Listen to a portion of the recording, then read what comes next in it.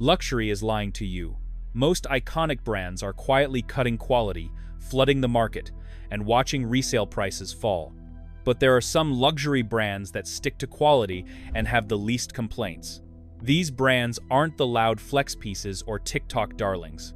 They're the brands that survive downturns, hold value, and don't end up dumped on resale sites 6 months later. And in this video, I'll talk about them.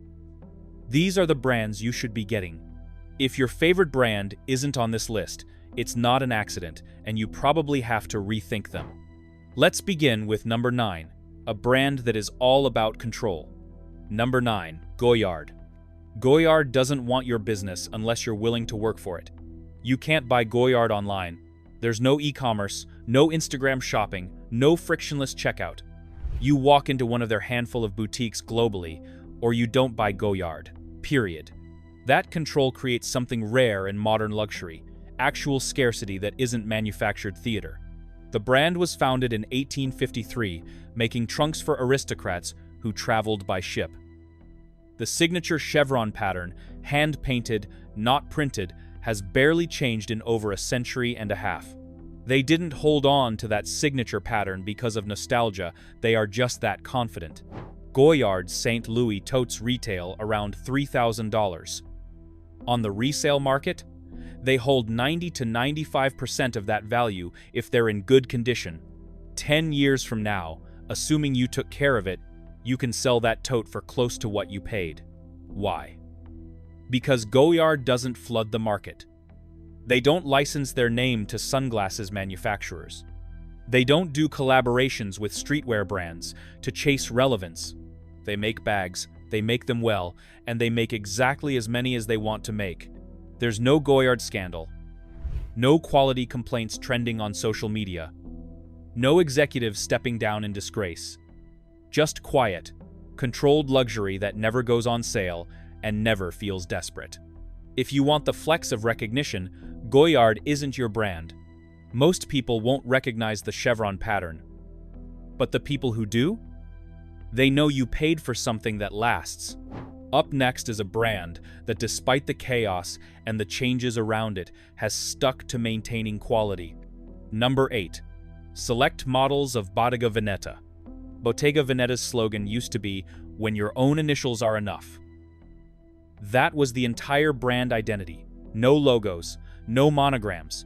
Just the intrecciato weave so complex, they take artisans years to master. Then Daniel Lee took over as creative director in 2018 and launched designs that made Bottega Veneta suddenly cool to a younger audience. The pouch bag, the cassette bag, the square toe boots. Sales exploded. Lee left in 2021 and Matthew Blazy took over. The designs shifted again, and here's where most brands would have collapsed. Bottega didn't. Why? Because underneath the rotating creative directors and trend cycles, the core product remained bulletproof. Intrecciato leather goods made with craftsmanship that predates hype. If you bought a Bottega Veneta Cabot tote in 2010 for $6,000, that bag still sells for $5,000 to $7,000 today, depending on condition. 15 years later, that's not depreciation, that's near perfect value retention for a fashion item. The cassette bag from the Daniel Lee era, retail was around $3,000. Resale now sits at $2,500 to $3,000. Minimal drop. Bottega belongs on this list specifically for their core leather goods, not the trendy pieces, but the foundational bags that rely on craft over concept. Those hold value because quality doesn't go out of style. The brand is part of the Kering Group alongside Gucci, Saint Laurent, and Balenciaga. But unlike those siblings who chase trends aggressively, Bottega has maintained positioning as the quiet luxury option. No loud logos, no viral moments, just leather goods made better than most competitors. And speaking of quality craftsmanship, this next brand has a clothing quality that will outlast the brand itself. Coming up next, number 7, Brunello Cucinelli. Most luxury brands will tell you they care about quality. Brunello Cucinelli actually shows the receipts. The brand operates exclusively in Solomeo, Italy. A medieval village Cucinelli literally rebuilt using company profits. workers get paid above market rates. Production is deliberately slow. The entire business model is, what if we just made fewer things better? A Brunello Cucinelli cashmere sweater retails around $2,000 to $3,000. That sounds insane until you realize resale for those same sweaters 5 years later is about $1,200 to $1,800. That's 60 to 70% value retention on a garment.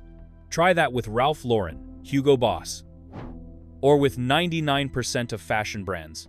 You'll get maybe 30% back if you're lucky. Cucinelli's genius was positioning the brand as ethical luxury before that became a marketing buzzword everyone abused. He built the company on genuinely paying workers well, using exceptional materials, and growing slowly rather than chasing quarterly earnings. The result? A brand that weathers recessions better than competitors because their customer base isn't buying for status. They're buying for quality they can feel. Cucinelli's stock price has consistently outperformed other luxury fashion stocks over the past decade. Revenue grows modestly but reliably. No scandals, no quality complaints, no layoffs or restructuring. When economic downturns hit luxury, brands that depend on hype collapse first. Brands that depend on product quality survive. Cucinelli depends on quality, just as this next brand depends on its superior materials. Number 6. Loro Piana. Loro Piana is what happens when a luxury brand decides materials matter more than marketing. The company sources vicuña, the rarest fiber in the world, harvested from wild South American animals that can only be sheared every 3 years. A vicuña coat from Loro Piana can cost up to $50,000. That price isn't markup. That's the actual cost of sourcing, processing, and working with fiber so rare it makes cashmere look common. Loro Piana also owns Zealander wool farms in New Zealand, controlling their supply chain from sheep to store. They developed the Gift of Kings fiber. This fiber is from ultra-fine cashmere from specific goats in Mongolia and Inner China that takes years to source enough for a single sweater. This is material-first luxury. No logos, no flashy hardware. Most people won't recognize a Loro Piana piece unless they know fabric. Yet resale value on Loro Piana consistently holds 80 to 90% on coats and 70% on sweaters. Why? Because the people who buy Loro Piana know exactly what they're getting, and so do resale buyers. LVMH acquired Loro Piana in 2013 for €2 billion. Since then, they've expanded retail presence but haven't changed the core product philosophy. That restraint is rare when conglomerates buy heritage brands. The brand has essentially zero trend volatility. A Loro Piana coat from 2005 looks identical to one from 2025. That timelessness is the entire point. When quiet luxury became a trend in 2023 and 2024, Loro Piana was suddenly discovered by people who thought they'd found something new. The brand had been doing quiet luxury for over a century. They didn't need the trend needed them. Just as you need this brand coming up next, so you can make it a family heirloom. Number 5. A. Lange & Söhne. If Rolex is the luxury watch everyone knows, A. Lange & Söhne is the watch that watch collectors know. The brand was literally destroyed after World War II when Soviet forces occupied East Germany and seized the company. For 45 years, A. Lange & Söhne didn't exist. Walter Lange, great-grandson of the founder, rebuilt the company in 1990 after German reunification. They released their first modern watches in 1994. 30 years later, Lange produces around 5,000 watches annually. Compare that to Rolex's 1 million. Scarcity isn't marketing here, it's structural reality. A Lange & Söhne Lange 1 retails for around $40,000 to $50,000 depending on configuration. On the resale market, these watches hold 85 to 90% of that value. Some limited editions appreciate. Why? Because every single Lange movement is assembled twice. Once to test it, after which it is disassembled completely. The second time it is reassembled would be for delivery. That's not efficient. That's obsessive. The finishing on long movements exceeds Patek Philippe in certain aspects, according to watchmakers. Hand-engraved balance cocks, black polished steel, untreated German silver that develops a patina over decades. You're not buying a watch to impress strangers. You're buying engineering that will function perfectly for a century and be serviceable indefinitely because Lange maintains complete records and parts for every watch ever made. The brand belongs to Richemont now, alongside Cartier and IWC, but Lange has retained complete operational independence. They answer to no quarterly earnings calls. They make what they want, when they want, the way they want. They are a relatively recent brand, and they have mastered the art of timelessness. They share that with this next watch brand on this list. Number 4. Cartier, the core lines only. Cartier has made mistakes. The Must Cartier line in the 80s and 90s diluted the brand with quartz watches at accessible prices. It took decades to recover from that positioning damage. But the core Cartier icons? Tank, Santos, Love Bracelet, Trinity Ring. These designs are not just timeless, they're literally unchanged for decades. The Tank watch was created in 1917, inspired by military tanks from World War I. Over a century later, the design is identical. Same proportions, same Roman numerals, same case shape. A Tank Française, purchased in 2000 for $3,000, now sells for $4,000 to $5,000 in good condition. That's appreciation, not depreciation, on a 25-year-old watch. The Love Bracelet launched in 1969 at about $250. Today it retails for around $7,000 to $9,000, depending on material. On resale, holds 90 to 95% value consistently. Why? Because Cartier's core designs transcend trend cycles. They're recognizable without being loud. They signal taste rather than wealth. They work equally well in 1975 or 2025. Cartier belongs to Richemont, which has the financial backing to support consistent craftsmanship. They've invested in watchmaking facilities, expanded their in-house movement production, and maintained quality standards even while growing. The brand also has one of the best global service networks in luxury. Walk into any major city and you can get a Cartier watch serviced properly. That matters enormously for long-term ownership. Cartier's smart move was never trying to compete with ultra-luxury watch brands on complications or exclusivity. They focused on making beautiful, well-made timepieces that regular wealthy people, not just collectors, actually want to wear daily. And if you really want a watch you can wear daily for like 100 years, you should stick around for number 3. Number 3. Patek Philippe. Patek Philippe's advertising slogan is, "You never actually own a Patek Philippe. You merely look after it for the next generation." That's not marketing fluff. That's literally how the watches are engineered and supported. Every Patek Philippe comes with a lifetime service guarantee. Not 10 years, not 20 years. Lifetime, forever. The company maintains complete records and technical drawings for every single watch they've ever made since the company's founding in 1839, and can service pieces from the 1800s. Think about what that means practically. Your great-grandfather's Patek, from 1925, Patek can service it. They have the parts, they have the expertise, they have the documentation. They will restore it to its original working condition. That's a century of backwards compatibility that literally no other luxury watchmaker can match at Patek scale. A Patek Philippe Calatrava, their simplest dress watch, retails for around $35,000. On the resale market, these hold 90% value minimum. Often they appreciate, especially if it's a limited edition or discontinued reference. The Nautilus sports watch launched in 1976 at about $3,100. Today, those original references sell around the $100,000 plus ballpark at auction. That's over 3,000% appreciation over 49 years. Most investments don't return 3,000% over half a century. Patek watches do. Even modern Nautilus references tell this story.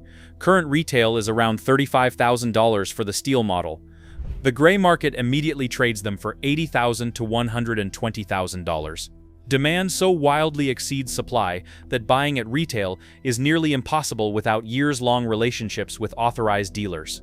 The waiting list for a steel Nautilus at authorized dealers is estimated at 5 to 10 years minimum. Most people never get the call. Patek produces so few, around 60,000 watches total annually across all models.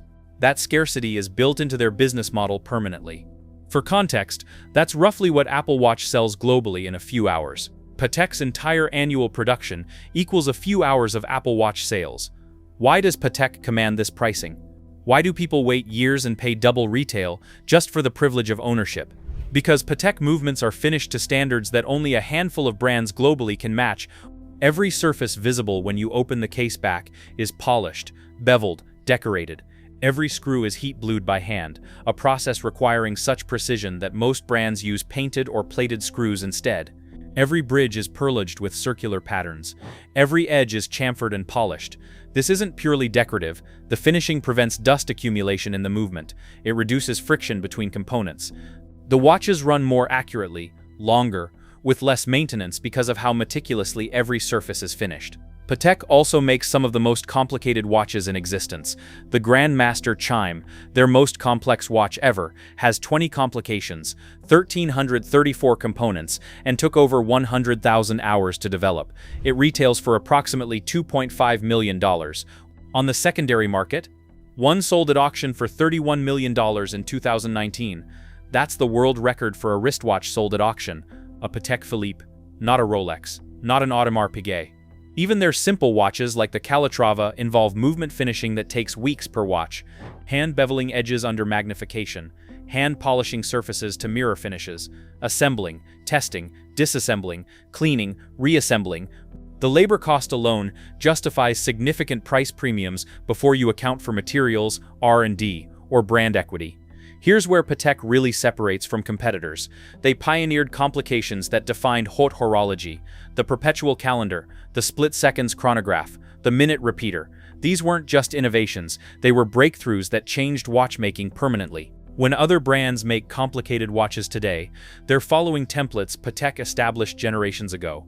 The brand has also been family-owned since 1932, which allows decision-making focused on decades rather than quarters. They don't answer to shareholders demanding growth. They answer to their own standards and their customers' expectations. That independence shows up in product decisions. When demand explodes for a particular model, most brands ramp up production. Patek doesn't. They'll increase output by maybe 5 to 10% maximum.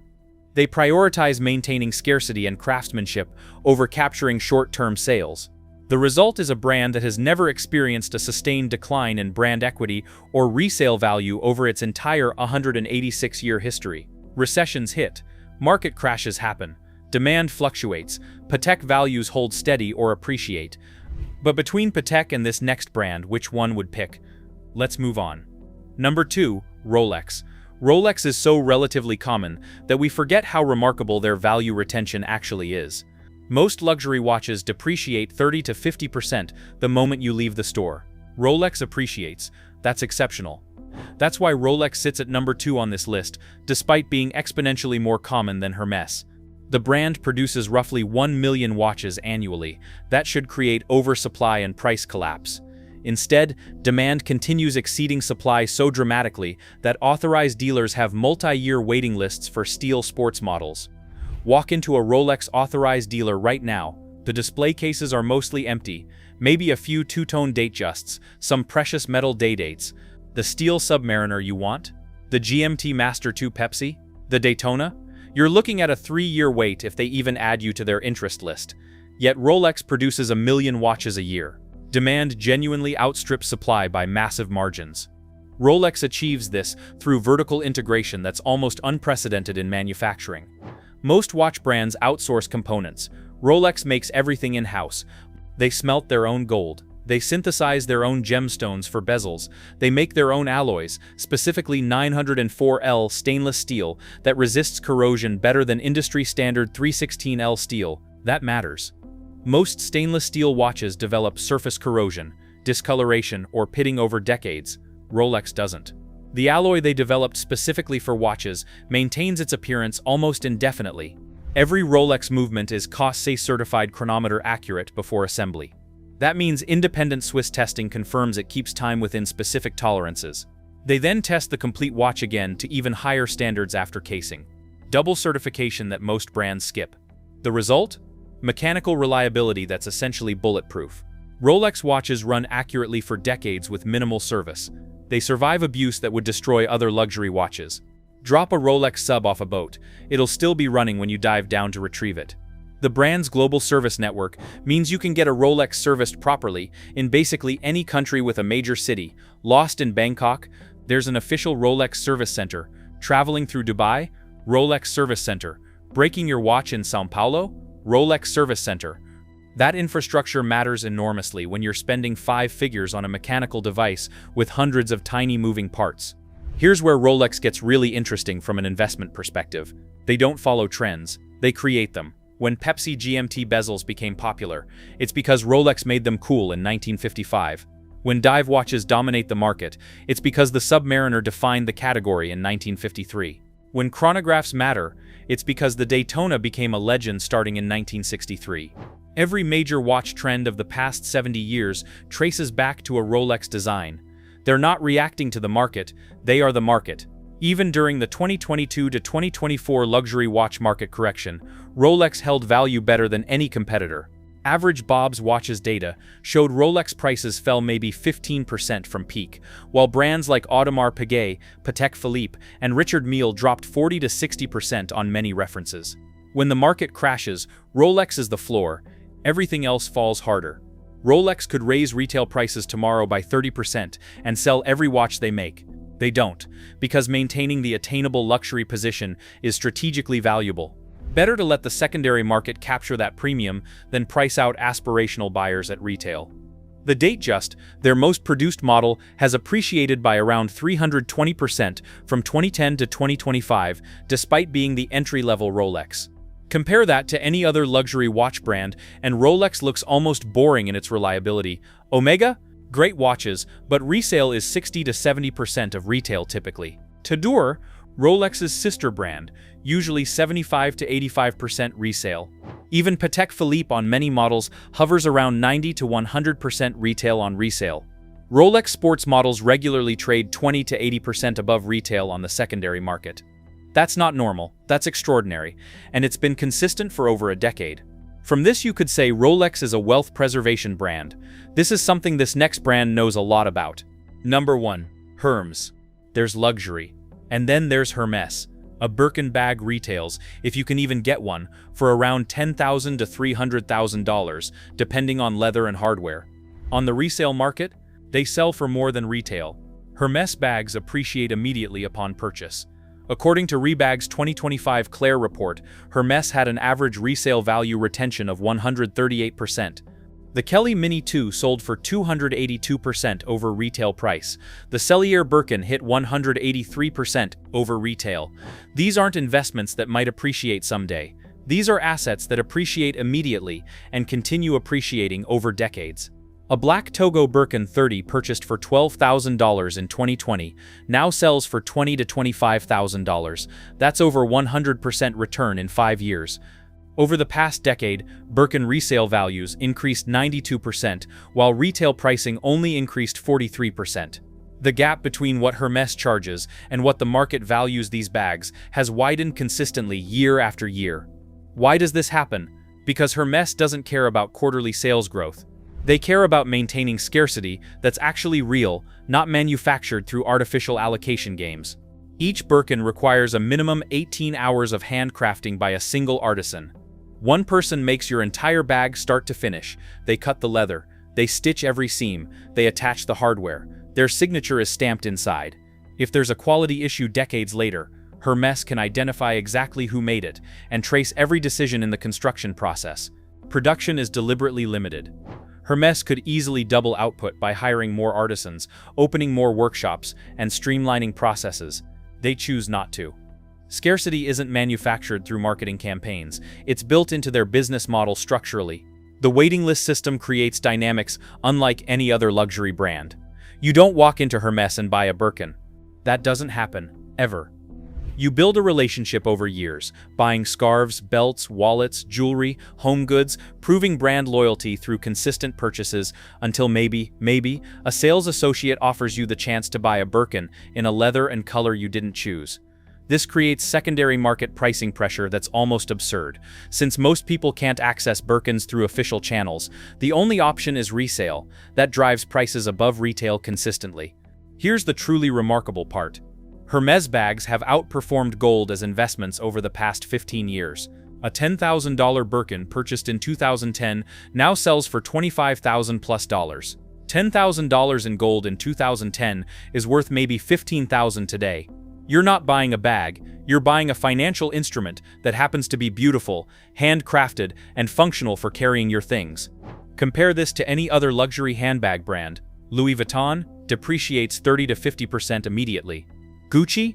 Same. Prada? Same. Chanel? Holds better than most, but still depreciates on many models. The brand dates to 1837. Nearly 2 centuries of continuous operation with zero scandals, zero quality controversies, zero brand dilution. They started making saddles for French aristocracy. They still make saddles. They also make bags, scarves, silk ties, leather goods, watches, jewelry, home furnishings, and perfume.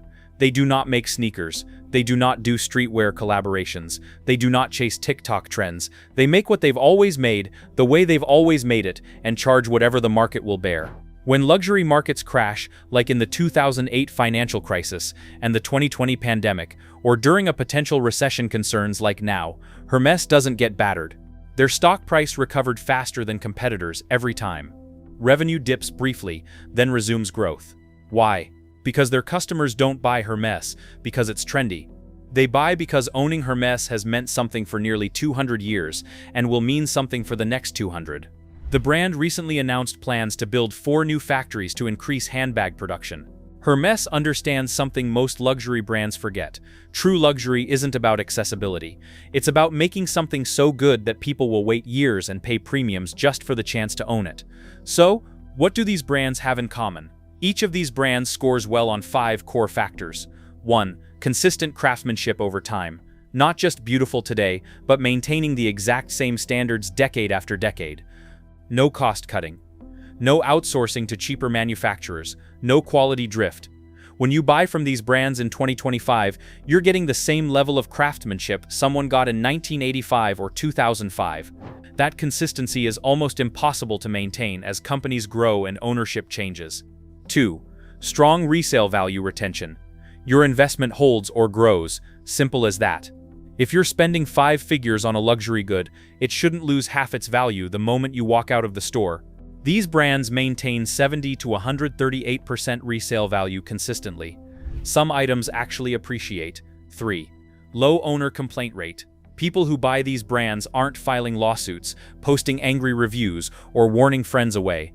There are no class action suits over defective products, no viral complaints about customer service failures, no scandals over counterfeit goods flooding the market. Owner satisfaction stays high because the brands actually deliver on their promises. Quality matches the price tag. Service lives up to expectations. 4. Timeless design. No trend dependency. What looks good in 2025 will look good in 2045 and 2065. Trends fade, fads collapse, but classic design endures. These brands don't chase what's hot. They define what matters. A piece purchased today won't look dated in 20 years. 5. Stable brand behavior. No volatility, scandals, or wild pivots that destroy customer trust overnight. No executives embezzling millions. No forced labor controversies. No quality collapses followed by desperate rebranding. These brands exhibit institutional stability. Ownership might change, leadership might rotate, but core values remain consistent. Customers trust them because that trust has been earned over generations. At their core, what makes these 9 brands different isn't marketing budgets or celebrity endorsements. It's that they prioritize product quality and customer relationships over short-term growth and quarterly earnings. That's rare. That's valuable. That's what you're actually paying for when you buy from brands on this list. 9 brands, 9 different approaches to the same goal, making luxury goods so reliable that regret never enters the equation. Most luxury brands can't sustain that model, making the pressure to grow, to capture new demographics, to stay relevant. It destroys quality eventually. These 9 brands resisted that pressure. If your favorite brand didn't make this list, that doesn't mean it's bad. It means it couldn't pass all 5 reliability criteria consistently. These 9 brands passed every test. Buy them and forget them. 10 years later, you'll either still love what you own, or you'll sell it for close to what you paid, maybe more. That's not marketing, that's reliability. So what did you think? Did your favorite brand make the list? Which one surprised you? Let me know in the comments. If this changed how you think about luxury investments, hit that like button and subscribe. We break down what's really worth your money in luxury. No hype, just data. Until next time, buy smart, buy once, never regret it.